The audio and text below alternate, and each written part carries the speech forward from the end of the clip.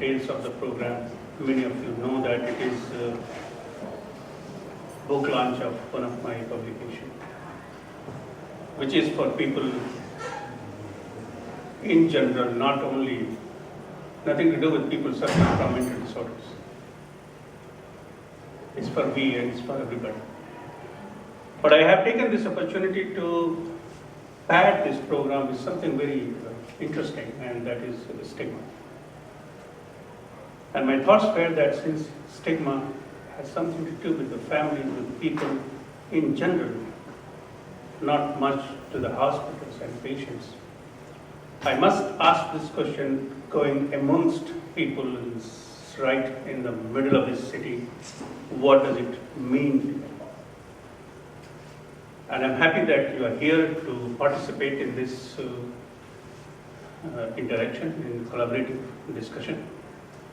And I'm joined in this initiative by my distinguished friends and authorities in mental health, science, research, clinical practice, education, and academia. I welcome Dr. David Held, who is Chief of Lawson Health Research Institute and needs no introduction.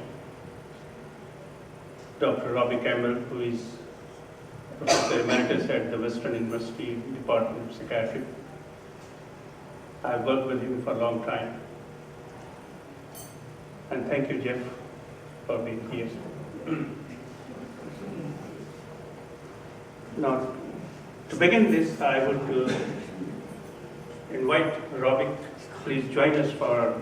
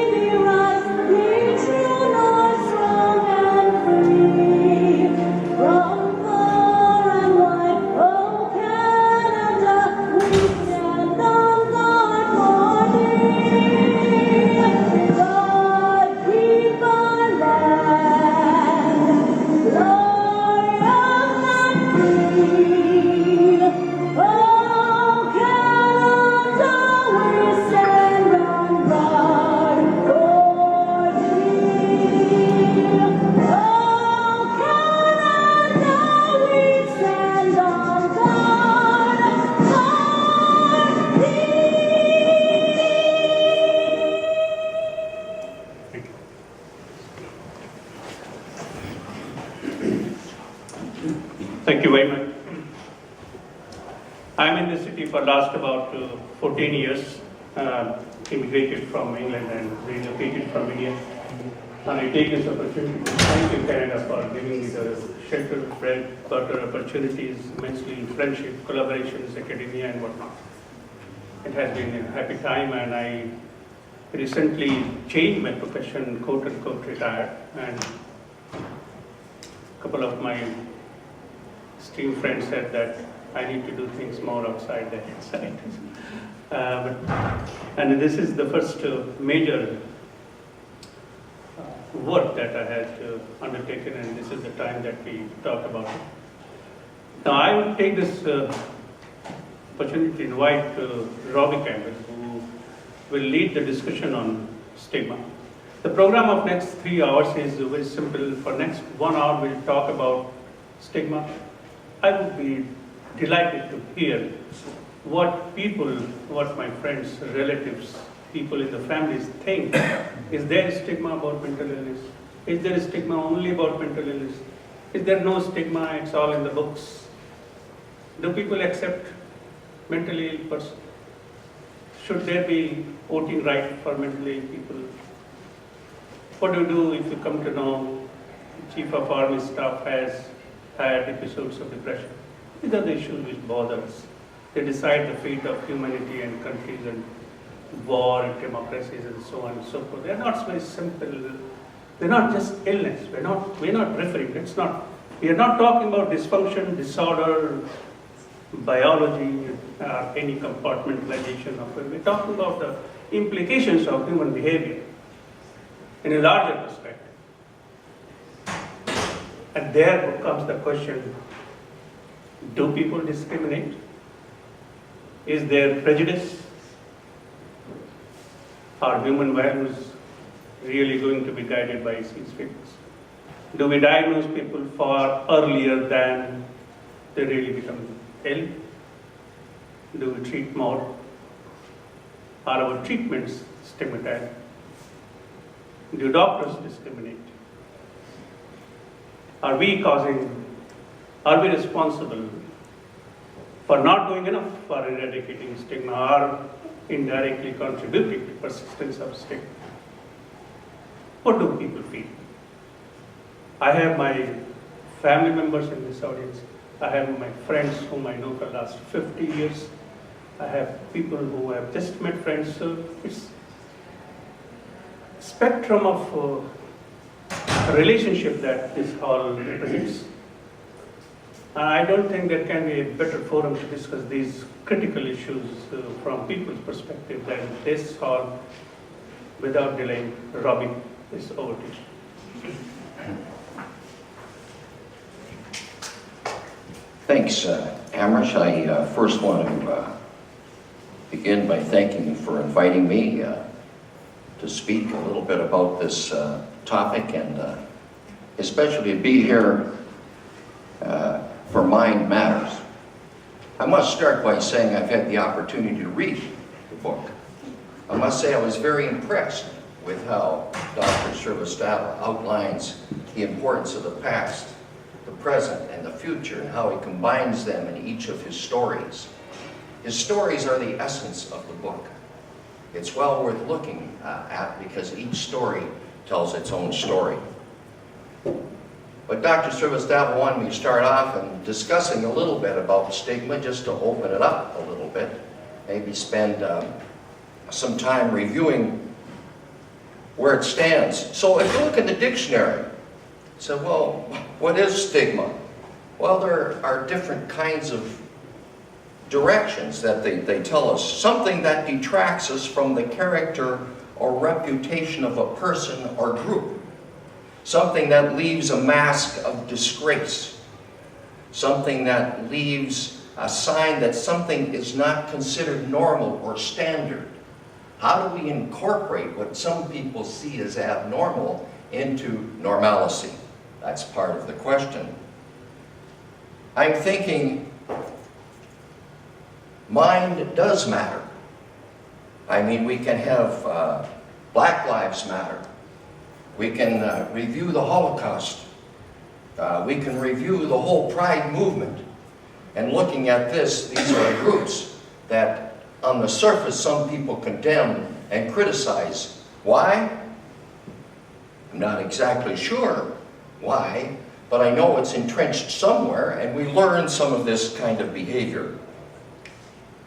The other part of a former sort of definition of stigma has to deal with, it's a distinguishing mark or cut into the flesh, as if you have been a slave or a criminal. I'm reminded here of Sheryl Crow's famous words. The first cut is the deepest, obviously referring to relationships and what happens in certain relationships and where does the prejudice bias come and how does it interfere to the point that it moves forward into a direction we don't want it to take.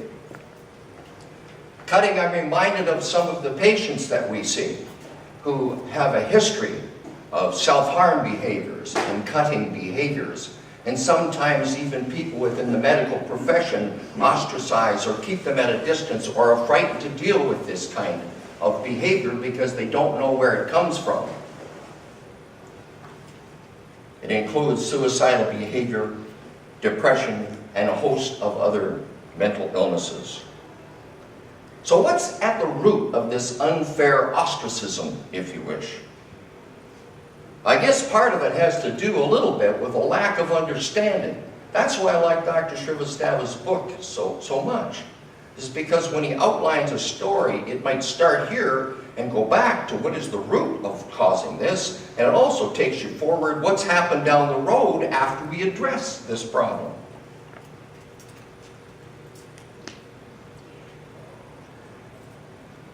The other part of it is do we get, and Dr. Srivastava just alluded to it a few minutes ago, are we as professionals, are we as family members so entrenched in our own self-thinking, our own opinions, that we forget to listen? My biggest criticism of the medical school and the teaching of medical students, for instance, is that we're not teaching people to listen. We're busy recording stuff and collecting data, and we're great at that. And doctors, you can visit the doctor and they're looking at the data machine and plugging it in when you go, what happened?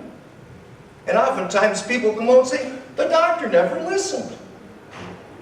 All he's doing is reading reports and doing things. Listening. So this brings us to what's been happening out there in society. Bell, let's talk. I think that's a great thing. It helps to destigmatize mental health, and it brings people to the forefront like Clara Hughes. She helps us to realize that mental health is not only normal, but it's vital. Dr. Srivastava points out in his book that we all need someone to talk to. And that's very, very true. He tells us in the book that it's the simplest and most effective treatment that we have. I believe that. And I believe we're forgetting that in most of the people we professionals see, whether it's psychiatry, psychology, dietitians, nurses, psychologists, the whole gamut.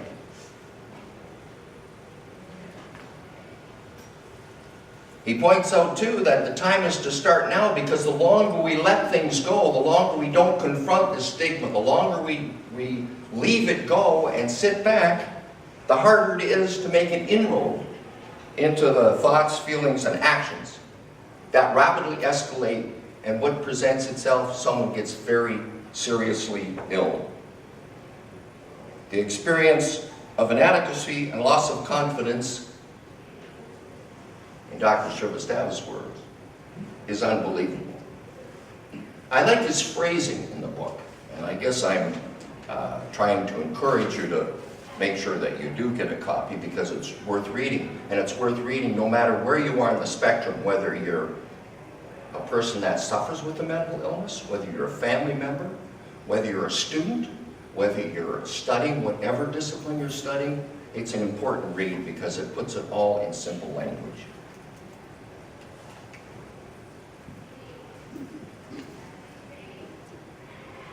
He says to talk, we need to be the listener, but we have to listen. We have to have someone hear our story. We have to hear someone hear our unique perspective of our story. And we have to have someone recognize and acknowledge our unique identity. Because we start moving into identities, we start moving into cultures, we start moving into a host of things.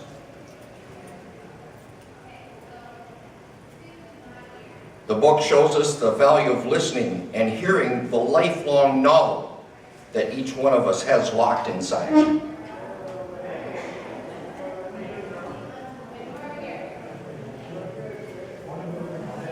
He points out that many of us are reluctant to disclose our stories.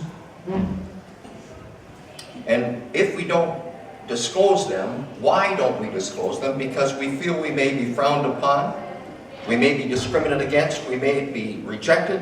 And And that in fact may lead to self-stigmatization. I like his words when he opens up with, he talks about learned helplessness and what's the relationship of that to self-stigmatization, because all of a sudden you start believing what people are out there and you adopt what people are saying as reality and you take it out on yourself. This isn't fair to those that suffer, and it isn't fair to us in the professional world of not taking on the responsibility of teaching others to acknowledge this.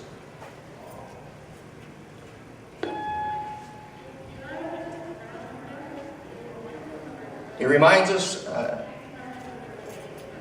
that we have to pay attention to those around us. That includes our friends, family, and colleagues, because oftentimes they hold back, not wanting to share their experiences with us. And they need our help more often than we think. We have to allow them to talk, encourage them to talk, and give them permission to talk.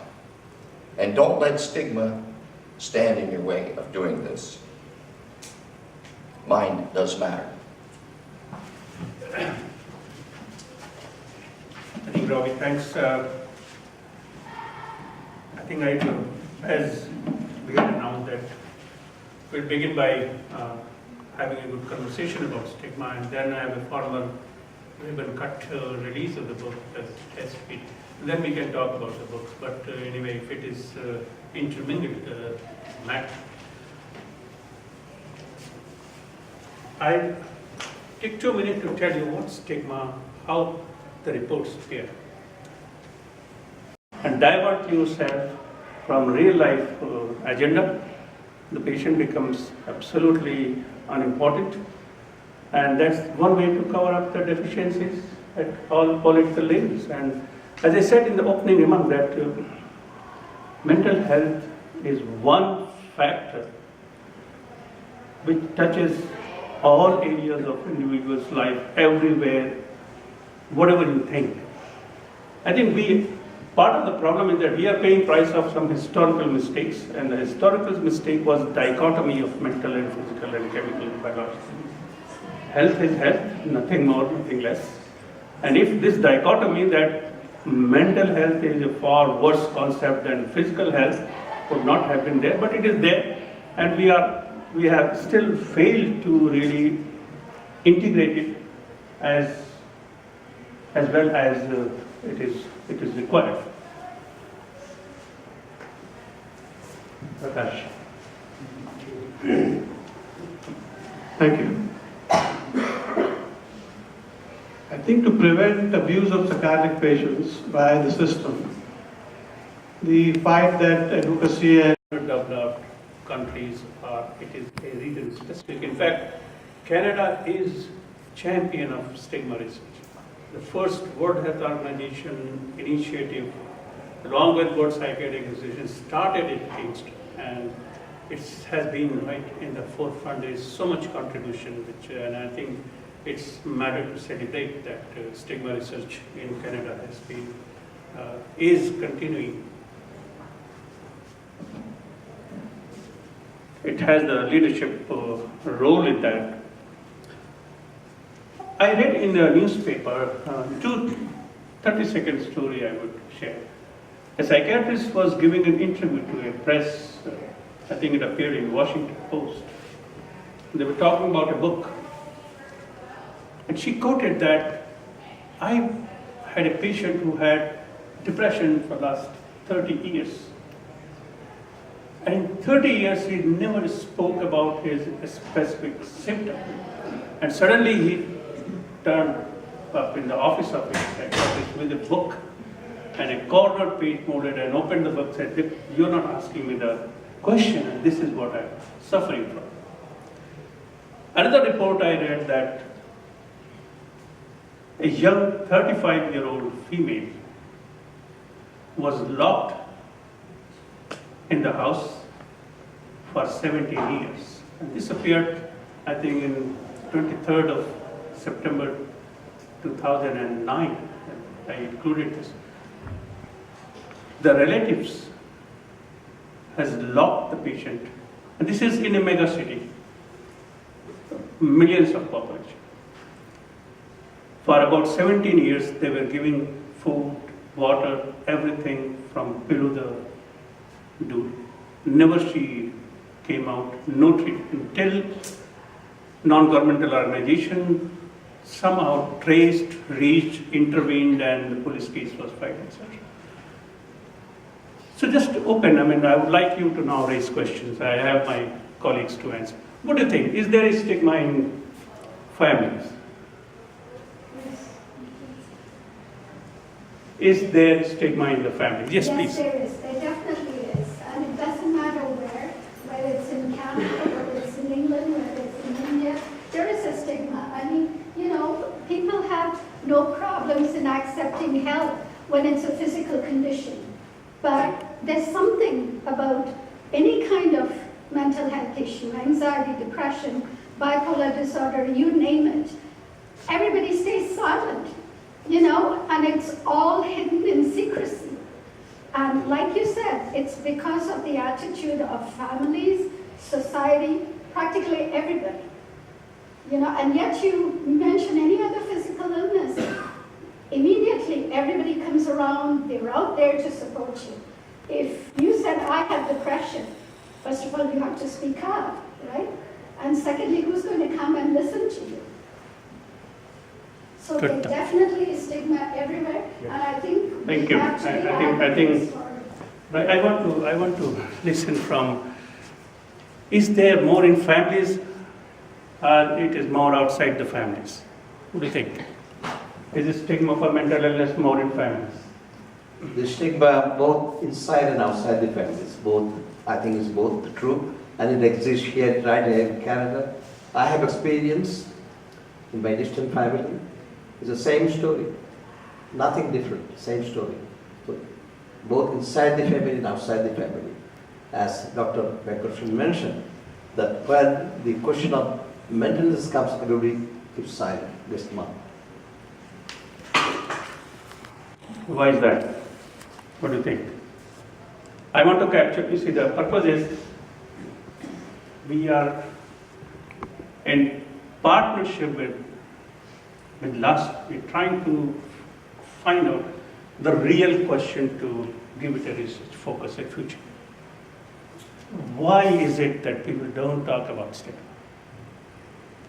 And that is why I'm talking to people, the doctors, families, friends, students, elderly, anybody and everybody. What do you think? Why do they not talk about this, please?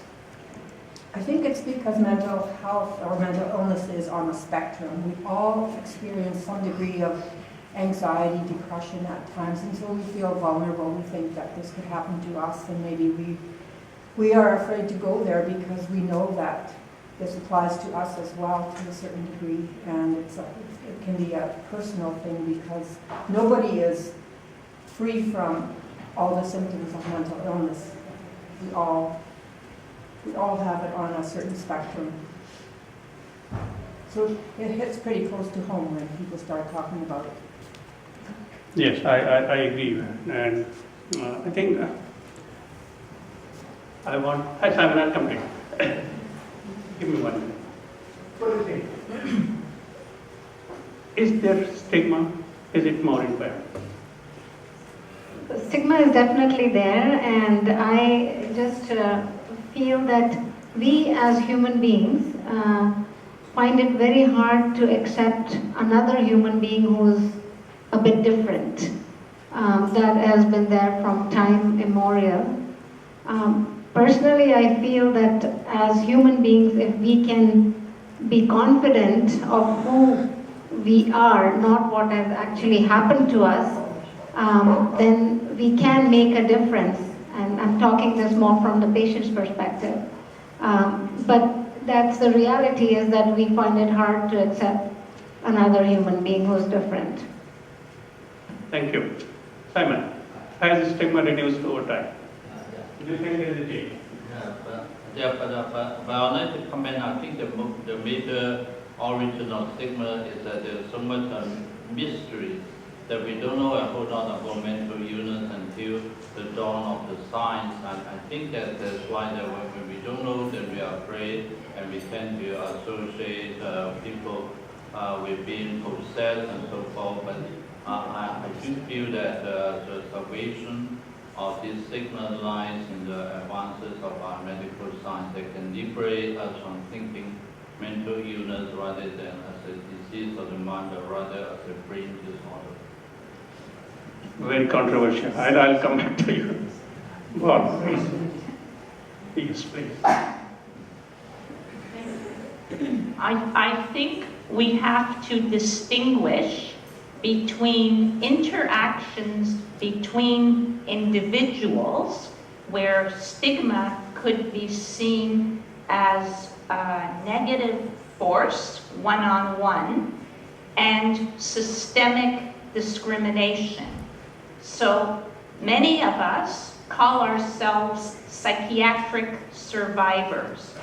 In other words, we survived the psychiatric system, and what we experience is saneism, which is discrimination based on the idea that there's such a thing as sanity.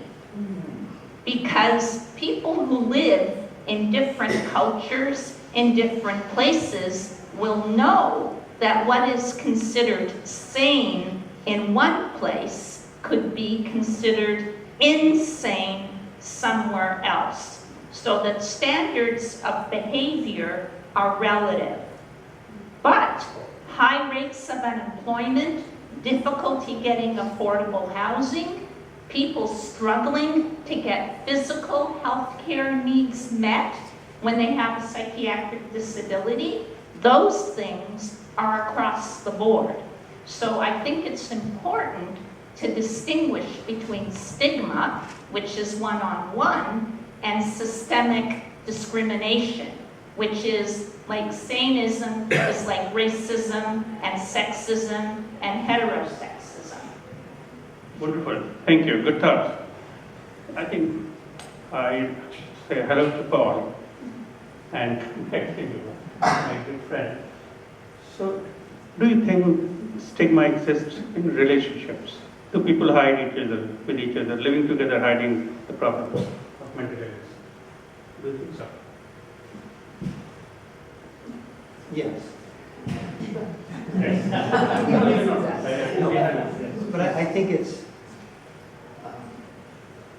comes from two fronts. One is denial. They live with someone, they've seen it, and perhaps when it's revealed clinically in the future or down the road, I don't know, I knew that. I saw that and I just didn't react. I didn't do anything. So that I think is probably very common. Denial can be both, they don't want to believe, and therefore their relationship and perception of the relationship doesn't have the qualities that they hope it would perceive, plus the reality. So I'll just take 30 seconds. The story of a 28-year-old boy who was not well, started hearing. Now he comes out of jail and talks to his friend that I was hearing voices. And the voices were so compelling that I was thinking nothing but whatever I was told. And what I was told that my girlfriend is standing behind with a seeker and she's going to kill me. And he said, I went around from room to room to room to room, found nobody. But I saw that she was doing something with a flower in there. I went there, caught her with the net, pressed it as hard as it needed to kill her. But today, the voices are not there. She is not there.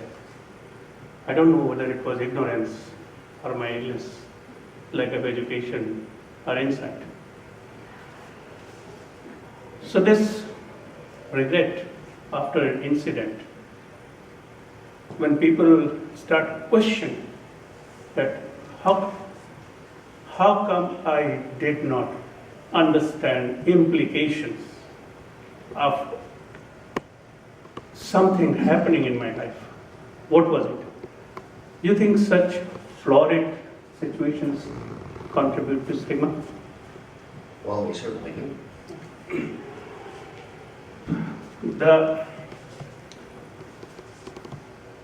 What I hear, it's pretty clear that the stigma is universal. It's there. But I will, before raising another question, what can be done? I'll give you one example about, say, let's go 100 years back. And a disease called leprosy, Hansen's disease. Every family, everywhere where somebody used to be affected, no questions asked, nobody used to see face, nothing. And the governments had found the best answer to put them in a sanatorium, outside, away from your country. The famous sanatoriums for leprosy. But the same governments today, they've done away with it. Nobody thinks about leprosy in terms of stigma. Everybody goes, takes treatment, comes back, they live amongst us and no questions. We don't find sanatoriums for tuberculosis, do we? We don't find sanatoriums for leprosy. But these are the two conditions which are historically most stigmatized. But when you think, why is it that things have changed? The one thing which is responsible is availability of care. This is the story when we did not have any treatment for leprosy. We did not have any treatment for tuberculosis and things were bad, and as a society we had accepted this is the end. Nothing. Keep these people away from humanity, civilization, all kind of systems, because we are helpless. But things changed. Things changed because treatments became available. Now, the second piece is availability of treatment in books is not enough. It is the care which has to be available. Available to all. Available when I want it. When I want it the most. And in the cost that I can afford. And if you don't give me the treatment, the cost that I can afford, then not me, you suffer as a nation. You'll have to make another sanatorium. So the change will come with science. It is there. But I don't know. Do you believe that things will change if more treatments are available? I still want to talk about either stigma. Please. I have personal no experience about it. I've been in the family or in the society, but I can theorize it. In my opinion, our society is so individualistic. They have no time for other people. The stigma is in the family and the friendly circle.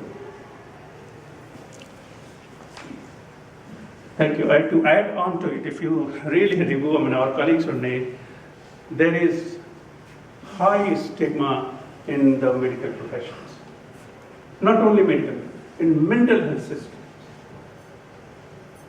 The first barrier we have to cross as mental health professionals to win our own attitude and our stigma prevailing. Yeah. Personality disorder.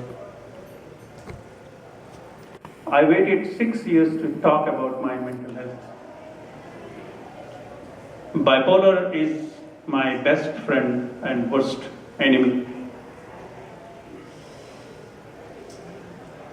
My depression was made worse by secrecy. Nobody tried to understand my bipolar disorder. So, as you see, the common theme is a need to know more. A need that I wish somebody could understand. I wish there was somebody who could know my problem without me speaking, telling anything. There is so much desire amongst people to share. And possibly people not getting that opportunity is complicated. Opportunity at a right time to really share, maybe increasing their distress, their problems, or making them more frustrated with the system, making them more frustrated and hopeless in the sense that can my problem be sorted out. So I thought it is good. These are the thoughts in last 3 months. Some people have, highlighted the way.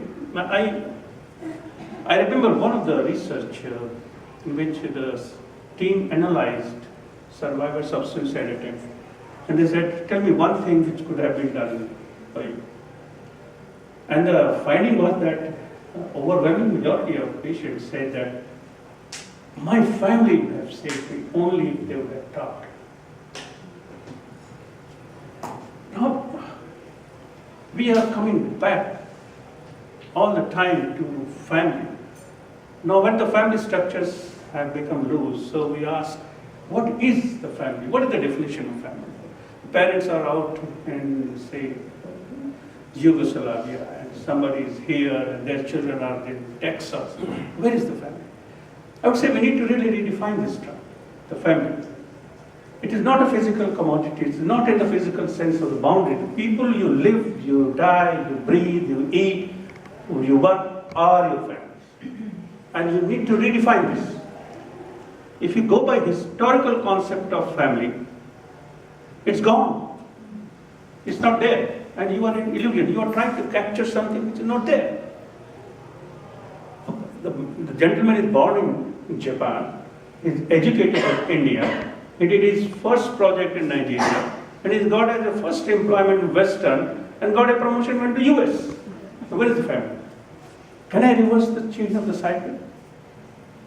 And then why are we asking, why are we passing the blame on family, family, family? This is my family. And we need to reconstitute this theme. There is a very strong need for a radical change in the thought process.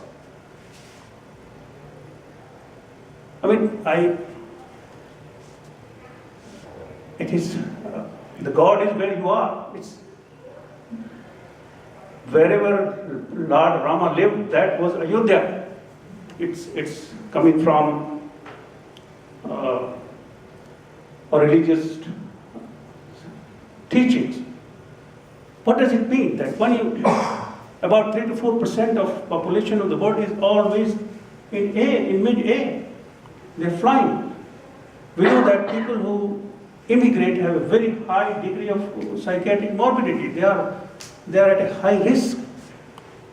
So we have countries within country, cultures within culture, families within families, dysfunctions within functions, and we are refusing to recognize these variations. This is one part of the problem. Times have changed, our textbooks have not.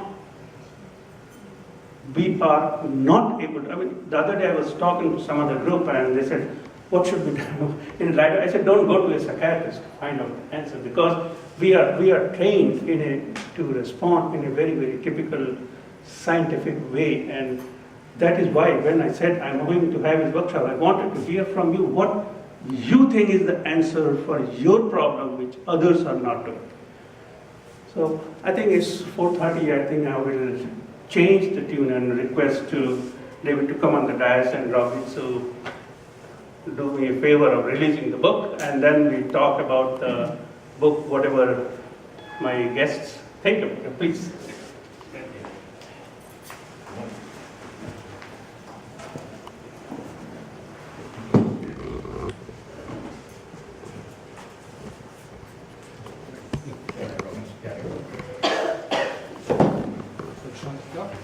Yes, so it's session 2, and after that we will be chatting about the book, and like our colleagues to really raise questions, talk, whatever is.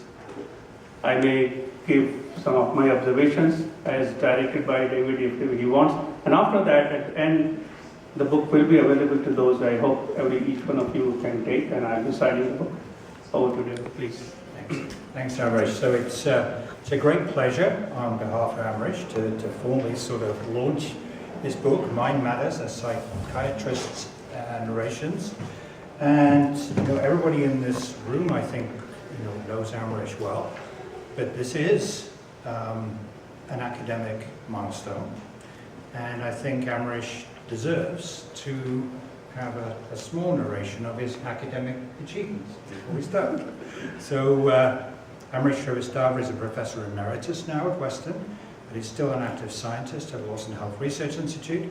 He has a very distinguished career, qualifications from India, from the Royal College of Psychiatrists of the UK, the Royal College of Physicians and Surgeons of Canada, and also as a fellow of the American Psychiatric Association. He's a man, I think you will agree, at the top of his trade. He's been an editor and has been on the editorial board of some of the most prestigious journals in psychiatry worldwide. It's really difficult to pick out a specific contribution, but one thing that really struck me was the 5-volume book on entitled Suicide from a Global Perspective. And I think you really are one of the thought leaders in that, and certainly in terms of knowledge dissemination, being able to disseminate current thinking in pieces of work of that quality is a great achievement. I think Amrish understates probably his contributions to advocacy. I've seen this very clearly in the time that we've been together in London, and the work of Amrish and others really raised awareness around the needs for mental health, and that resulted in 2006 in a really seminal document. The Michael Kirby's document, the Standing Senate Committee on Social Affairs, Science and Technology, with a report called Out of the Shadows at Last, Transforming Mental Health, Mental Illness and Addiction Services in Canada. I saw this develop in Ottawa. I spent a lot of time advocating in Ottawa for investments in health research, and this really was a watershed. It really shone a light on the deficiencies of the mental health care system in Canada and the stigma associated with psychiatric diseases. And out of that came the creation of the Canadian Mental Health Commission. And I think that was the first time that the federal government really did stand up and say, oh my God, we've got a problem here, we need to do something about this. So the Mental Health Commission was formed, and that then led to the advocacy with provincial and territorial governments to create more investment and to start thinking about evolving the mental health system, which was pretty much stuck as it had been in the 1800s, I think. This awareness has also been transmitted to employers now. So we now have national employment standards for mental health, for recognizing mental health issues, and how to deal with them further. Has stigma changed? I think it really has changed, because 10 years ago it was incredibly difficult to get philanthropy from our community, but I think across Canada, to invest in mental health research. That has changed enormously over the last 5 years. Our ability to get philanthropic gifts from our community here in London to support mental health has changed enormously, and the willingness of people to donate now to really moving along mental health research has changed exponentially for the better. So Amrish, throughout his career, has really contributed enormously to our sort of paradigm shift in our understanding of mental health. And I think it's no coincidence that through his leadership and the leadership of others in our community, we have some of the most innovative programs in mental health anywhere in the country, particularly I think in youth intervention. If you look at programs like the PEP program and the FEMEP program, they are really leading the way, and have been adopted by other jurisdictions around the world. So this new book, The Mind Matters, I think is a little bit different from what Amrish has done before. This is not a scientific book. This is a collection of short stories. If you just read the stories by themselves, they're fascinating. But after the story is the analysis of where it went wrong, how intervention could have taken place, and where there were interventions that have a positive effect, and we can learn from that, Amrish points those out as well. So it's a very readable book. It's certainly not your hard science by any means, and therefore it's a pleasure to read. I think, I'm not sure where you want to go after this, Amrish, because you've done the illustrious academic career. You clearly have enormous skills in communication and knowledge translation. And I'd like to think that this is one step on a forward journey where you're going to now move this sort of communication better. But you can explain that better than anybody else, so I'm going to hand it over to you. Thank you, David. I think we can have the steep duty of releasing this, open this. And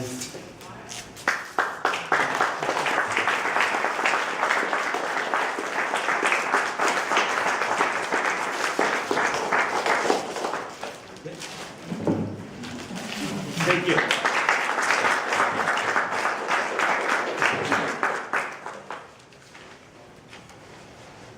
Actually, I know I have been speaking and talking since about an hour, but I think I would be a little more selfish to take some time that it has given. And on a serious note, we'll talk about this book, because I really want you to read this book. The first question that somehow whenever I was seeing patients and treating them, each and every patient, it was like a film. You be with the patient in the hospital for 1 month, and in the outpatient for 2 years, 3 years. It's a very strong association with the patients and families, and it's not touch and go and prescribe, and it's intense. The psychiatric treatment is very intense. You remain involved and you don't remain involved. You are objective, but you have your opinions, you have subjectivity, you have prejudice, you have your own. You want to say something and advise, but then you hold back. No, I put the facts in front of you. Should I go for a job? Well, going to job has this risk and this merit, you decide. I know that you cannot decide, but still my teachers, my aides has told me, no, only so much, not.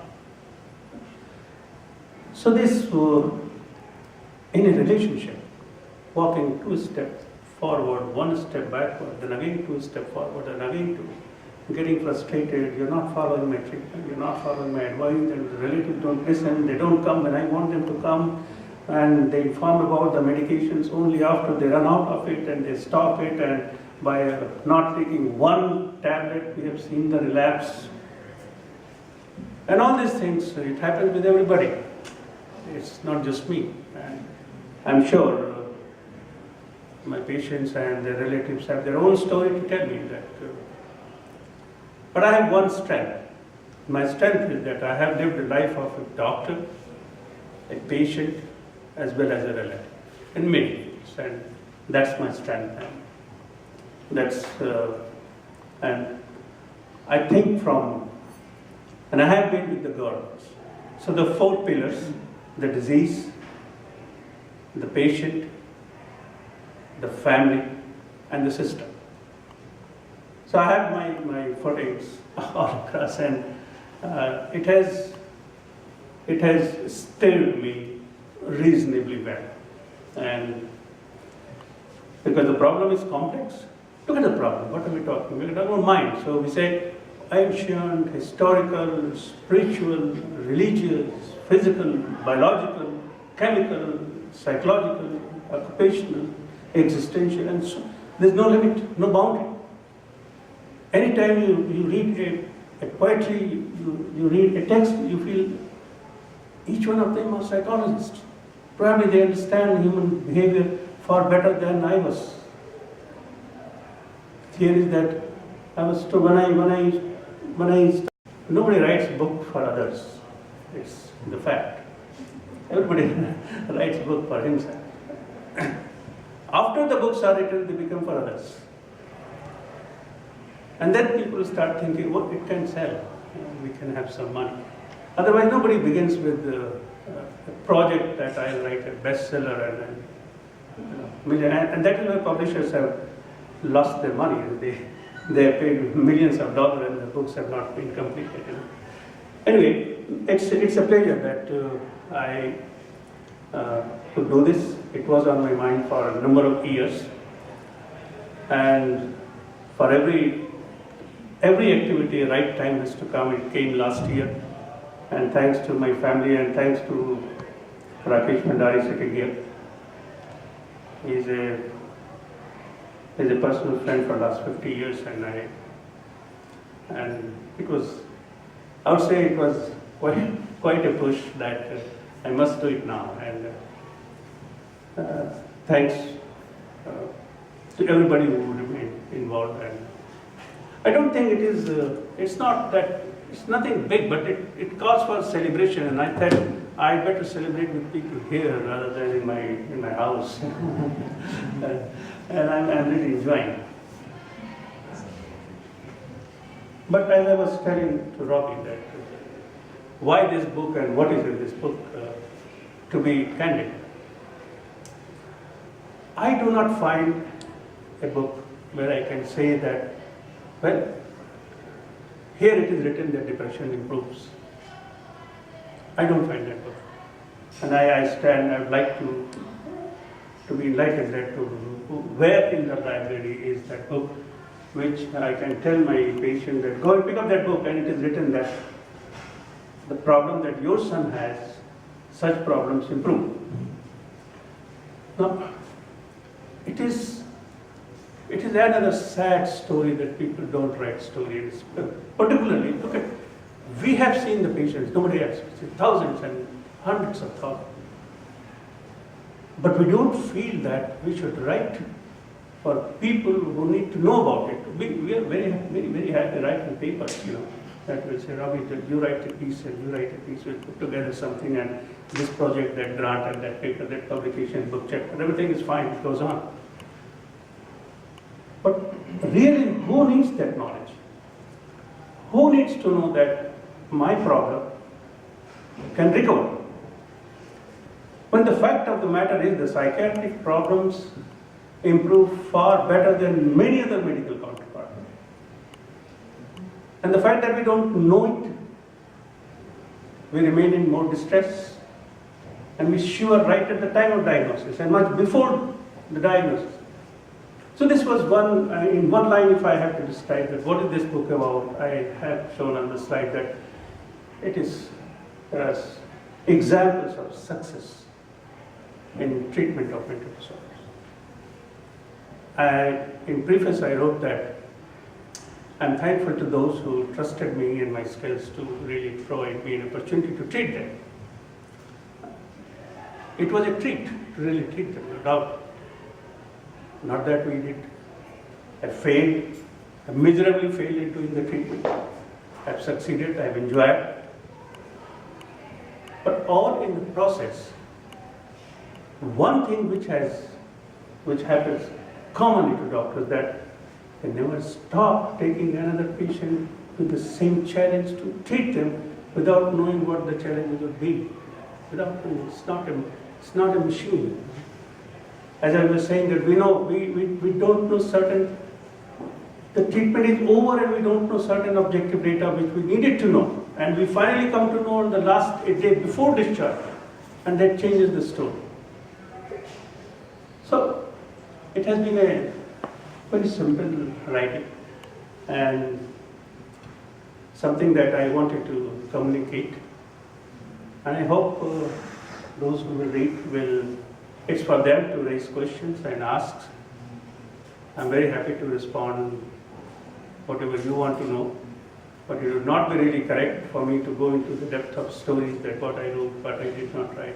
But a broader framework is that thanks to those who chose me and gave me an opportunity to submit their body and mind to me to really do something which they expected and they believed that I can do. I did, I failed, I won, I enjoyed, whatever, it's fine. But that they continue to have faith is a matter of, it's God's grace. And so this is, in a nutshell, probably this is what.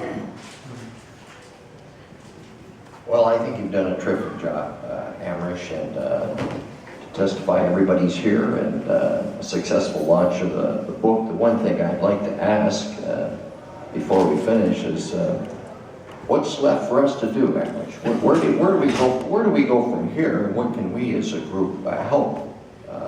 Because there's still lots of resistance out there.